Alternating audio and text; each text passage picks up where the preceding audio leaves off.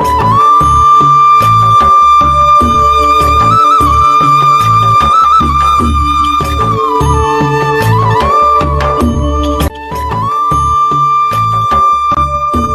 আলাইকুম বস। ওয়ালাইকুম আসসালাম। কেমন আছেন? এই তো আসছি একটু আপনার কাছে আসছি।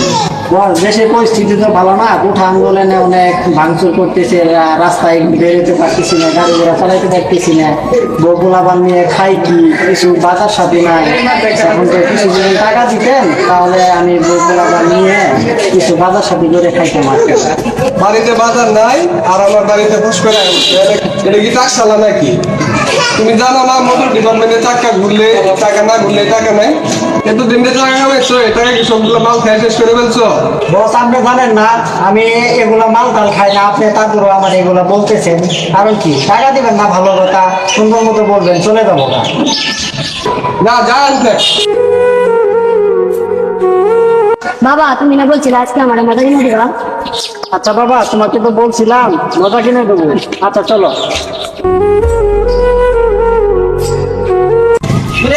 দোকানটা ভিতরে অনেক ময়লা করতে আছে। জি বস ভালো মতো ভালো দেখ।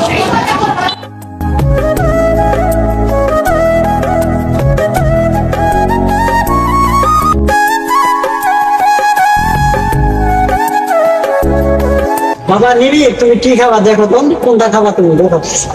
আপু আপু, আমি ওই চিস্তি। ওই ওই পিকটা দে তন তাড়াতাড়ি দে।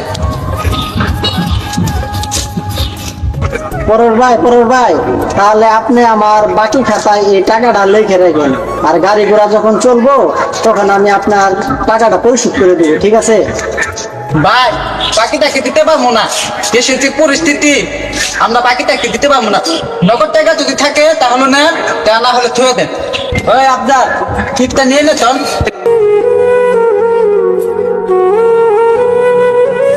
আমার যখন গাড়ি ঘোড়া চলতো তখন আমি আপনার দোকান থেকে সমস্ত খরচপাতি নিতাম, আর আপনি আমার নাবালক ছেলেটা থেকে এভাবে চিপসটা কেড়ে নিলেন। আসলে আপনার কাছে এটা ভাই আশা করি নাই আমি।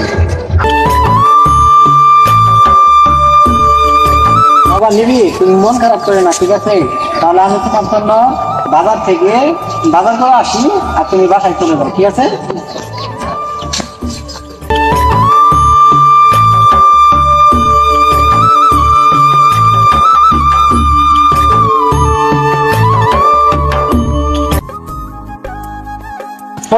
করুন ভাই, আমার কিছু মানে বাড়ির জন্য কিছু খরচপাতি লাগবে।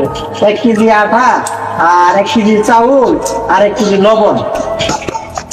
ভাই আগেই বলি বাকিটা কি কোনো দিতে পারবো না। কি যে করি, টাকাও কাছে নাই, কারণ বাড়ির তো আমার বাজার নিয়ে যাইতে হবে।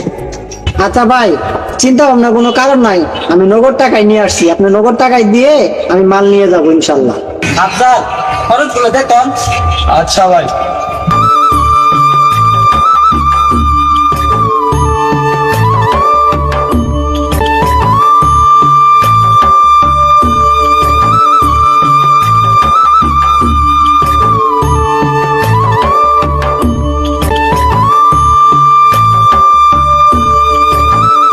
কি যে করি, আমার কাছে তো টাকাও নাই, এখন কেমনি কি করি? টাকা না দিলে তো মাল দিব না। চল আমার সব কিছু শেষ করে হাই আল্লাহ।